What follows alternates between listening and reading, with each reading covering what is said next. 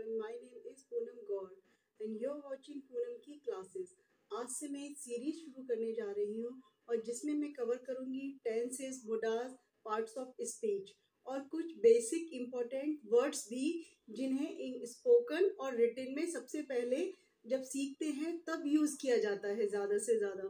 तो मैं कोशिश करूँगी कि आपको कम टाइम में ज़्यादा से ज़्यादा अच्छे से समझा पाऊँ। उसके लिए आपको मेरी सारी वीडियोस शुरू से लेके लास्ट तक देखनी होगी। इंग्लिश बोलना ही नहीं, इंग्लिश सही से बोलना बहुत इम्पोर्टेंट है। तो ये जर्नी बिगनर्स के लिए तो है ही, लेकिन उन लोगों के लिए भी बहुत इम्पोर्टेंट है जो कि स्पोकन और रिटन दोनों को स्ट्रॉन्ग करना चाहते हैं। तो उस चीज़ के लिए आपको अपना ग्रामर स्ट्रॉन्ग करना होगा। मुझे भी मेरी प्रोफेशनल लाइफ की स्टार्टिंग में बहुत ज़्यादा प्रॉब्लम्स आती थी। स्पोकन ठीक ना होने की वजह से मैं काफ़ी टाइम तो मजाक का पात्र भी बनती थी। रीज़न ये था कि मैंने ग्रेजुएशन हिंदी मीडियम से किया है और जब मैंने बीएड भी किया था तभी भी मैं अपने टीचर से पूछती थी कि जो प्रॉब्लम्स मुझे आती हैं इंग्लिश में क्या वो आप लोगों को भी आती हैं। तो सब लोग बोलते थे हाँ इंग्लिश है, छोटी मोटी स्पेलिंग्स मिस्टेक हुआ या प्रोनाउंसिएशन इधर उधर हुआ ये सब चलता है, लेकिन सब काम चल जाता है। बट जब मैंने प्रोफेशन में कदम रखा और वहाँ मैंने हमेशा इंग्लिश मीडियम स्कूल्स में ही जॉब किया है, तो वहाँ जो मुझे नहीं आता था मैं बहुत ध्यान से देखती थी कि बच्चों को कैसे सिखाया जाता है, कैसे प्रोनाउंसिएशन किया जाता है, वोकेबलरी कैसे डेवलप की जाती है। स्टार्टिंग से जो भी मुझे वर्क मिला मैंने किया ऑन द स्पॉट, क्योंकि मुझे सीखना था। और इसी तरह से मेरी जर्नी की स्टार्टिंग बहुत आगे चली गई, मुझे काफ़ी सारा एक्सपीरियंस हो गया। लेकिन ये मेरे माइंड में हमेशा रहा और जब मेरी मिस्टेक होती थी स्टार्टिंग से तभी से मैंने इंग्लिश के मैथ्स को सीखना शुरू कर दिया था। और अब ग्रामेटिकल जो मिस्टेक्स होती थी उस पर भी मैं बहुत डीपली ध्यान देती थी और घर जाके प्रैक्टिस करती थी। तो इसी से मैंने सोचा कि जो मैंने सीखा है वो मैं बाकी सबको सिखाऊं। तो मैंने आज इस सीरीज में कुछ ऐसे सेंटेंसेस सबसे पहले लिए हैं जो कि रिटन और स्पोकन में सबसे ज़्यादा यूज करते हैं। तो टाइम ना वेस्ट करते हुए लेट्स स्टार्ट बिगिन। ओके, तो सबसे पहले जो मैंने लिए हैं वर्ड्स ये लिए हैं दिस, दैट, दीज, दोज। ये डोमेस्टिक वर्ड्स हैं। अब डोमेस्टिक का मतलब सुन के आप डर मत जाइएगा। डोमेस्टिक यानी टू शो समथिंग, मतलब कि चीजों को शो करना, दिखाना। अब आगे देखिए दिस, THIS, दिस मीन्स यह को हिंदी प्रोनाउंसिएशन में क्या करते हैं, ये बोला जाता है। THAT, दैट मीन्स वह, मीन्स हिंदी में वो। ओके, दीज, THESE, ये क्या हुआ दीज मीन्स ये। लेकिन यहाँ ये जा है, जा पर यहाँ पे ये बिंदी होने के कारण यहाँ एक बिंदी बना हुआ है, इससे हम इसको जा प्रोनाउंस नहीं करेंगे, जा। क्या बोलेंगे, जा। तो ये हो गया दीज। अब इसीलिए इसी तरह से दोज, THOSE, दोज मीन्स वे, यानी कि दिस और दैट सिंगुलर यानी एक वचन, और दीज और दोज प्लूरल यानी बहुवचन। अब इसी चीज को हमें चार्ट के थ्रू समझ लेते हैं। मतलब दिस और दीज नियर के लिए भी, नियर जो होता है उसके लिए भी यूज करते हैं। दिस तो सिंगुलर है और दीज प्लूरल है। अब हम सेंटेंसेस की तरफ आते हैं। तो देखिए गाइस, यहाँ पे एक पेन है। अब पेन तो है लेकिन वो पास में है, तो क्या हो गया, दिस इज अ पेन। अब एक पेन है और ये पास है, तो दिस इज अ पेन। अब इसी चीज को देखिए, यहाँ एक से ज्यादा पेन्स हैं, तो हम क्या यूज करेंगे, दीज आर। अब ये पेन की जगह एस, पेन्स हो जाएंगे। तो क्या हो गया, दीज आर पेन्स, क्योंकि ये पास तो है लेकिन एक से ज्यादा है। इसी तरह यहाँ आइए दैट कब यूज होता है, दैट इज अ गर्ल, मतलब कि ये भी सिंगुलर है। यहाँ एक गर्ल है वो दूर है, तो क्या हो गया, दैट इज अ गर्ल, लेकिन है तो एक ही ना। अब आगे देखिए, दोज आर गर्ल्स, क्योंकि ये एक से ज्यादा गर्ल्स हैं तो दोज के साथ में क्या यूज हुआ है, आर, और गर्ल की जगह एस लग गया क्योंकि ये प्लूरल हुआ। अब उसी तरह से इधर आइए, ये है दिस पेन इज ब्लू। अब पेन ना तो सब्जेक्ट है, अब ये क्या है, पेन नाउन हो गया, तो दिस पेन इज ब्लू।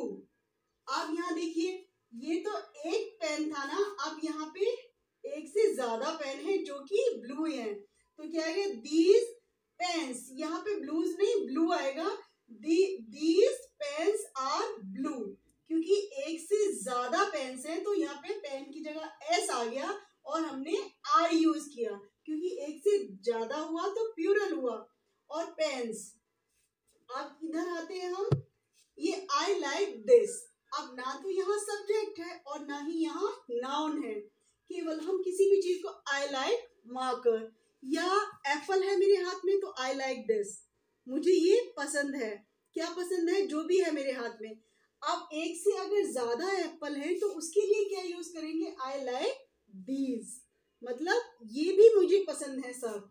अब इसी तरह से हम आते हैं कुछ सेंटेंसेस, अगर हम कहीं जाते हैं या हमें किसी से किसी को मिलवाना होता है तो उसको हम कैसे इंट्रोड्यूस करते हैं, तो देखिए, this is my friend Monica, okay fine, मतलब एक फ्रेंड है मेरी मोनिका। और दूसरी तरीके से ये भी बुलवा सकते हैं, आपके साथ कोई है, hello mister God, this is my friend Monica, mister God ये मेरी फ्रेंड है मोनिका। आप एक से अगर ज्यादा फ्रेंड्स हैं तो हम क्या, these are my friend Abhay and Anshika, या these are my friend x x x, जो भी आपको लगता है अच्छा वो नाम यहाँ रख लीजिए।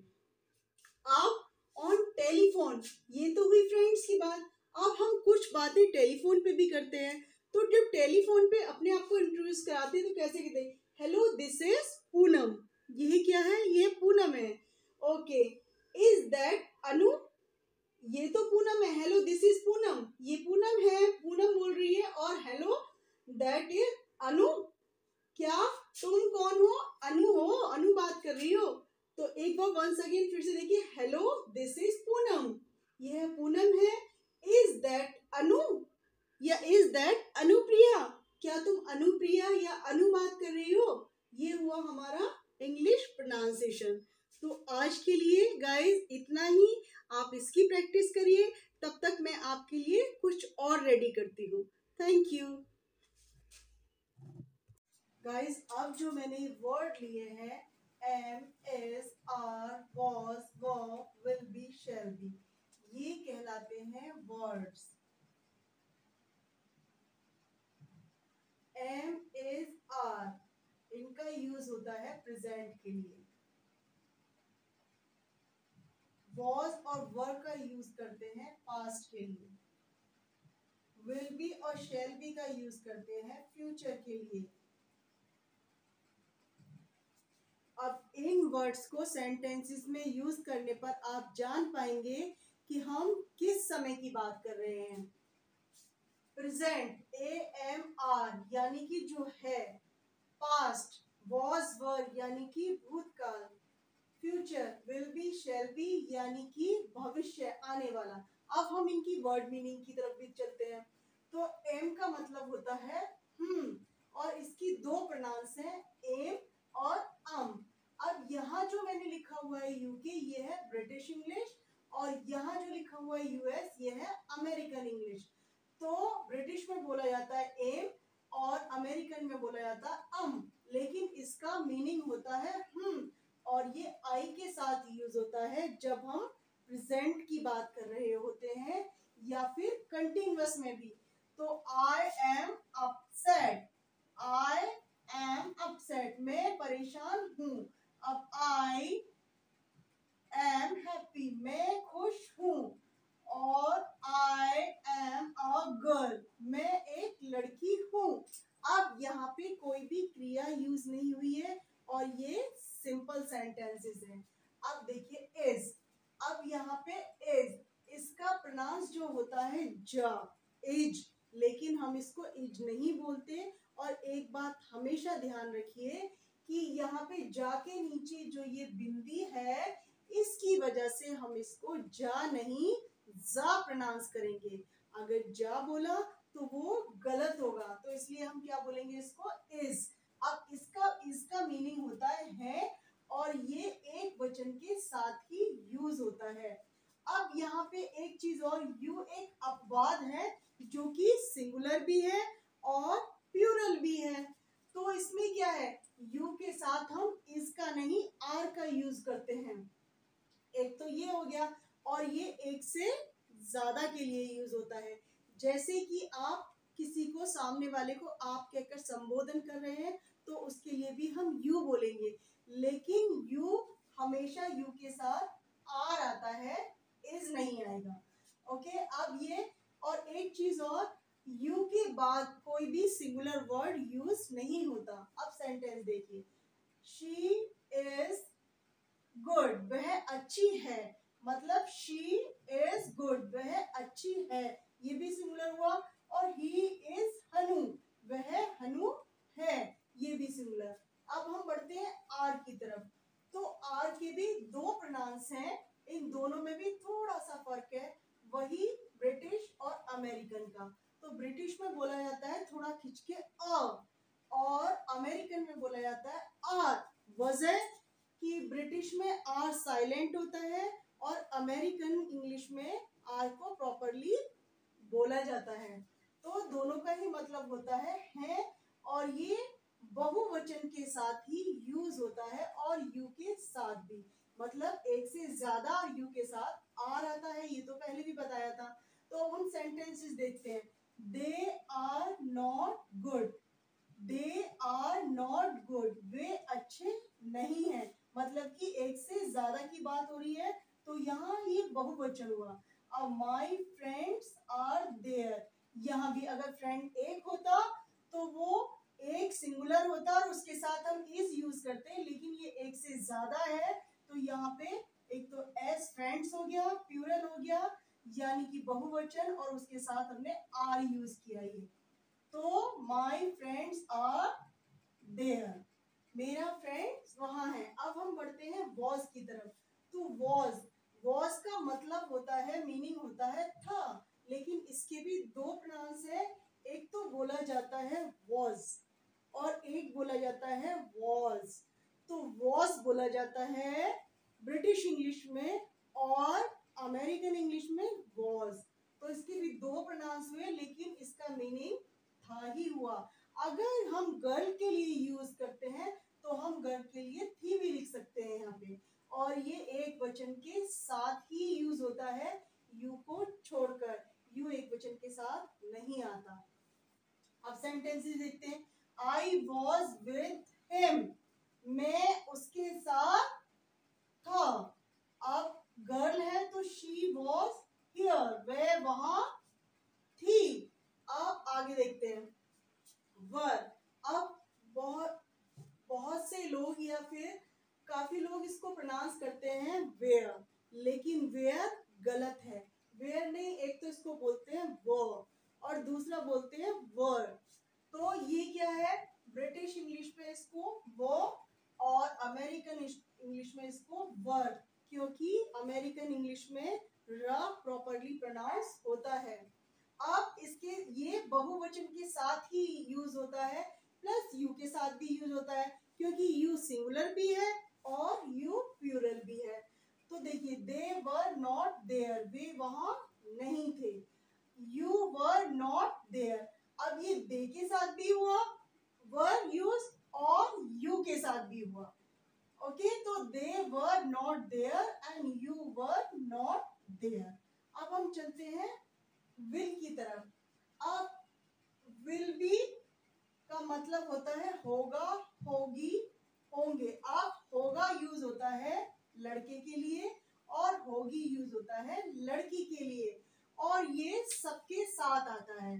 जैसे ही और शी, ही लड़के के लिए और शी लड़की के लिए। अब दे विल बी देयर, या ये भी हो सकता है शी विल बी देयर, वो वहां थी या वे वहां थे। अब शैल, अब एक चीज देखिए, यूज कर सकते हैं, लेकिन शैल बी के साथ आई और वी ही यूज होते हैं।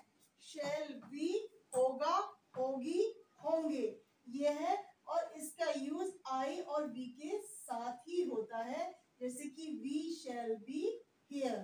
तो आज आपने गाइस ये जितने भी सेंटेंसेस सीखे हैं, ये इंग्लिश स्पोकन और रिटन दोनों में ही स्टार्टिंग में बहुत ज्यादा इम्पोर्टेंट चीज है। तो ये हुए वर्ड्स और ये हुए प्रोनाउंसिएशन और ये हुए यूजेबल, जिसमें हम एक वचन, बहुवचन और यू को किसके साथ यूज होते हैं, ये प्रॉपर यूज करना सिखाया गया। और ये हैं सेंटेंसेस। तो आज के लिए इतना ही, और हम नेटरिलिया तैयार करेंगे, लेकिन आपसे एक प्रॉमिस है कि मेरी हर वीडियो को स्टार्टिंग से और लास्ट तक जरूर देखिएगा। Thank you.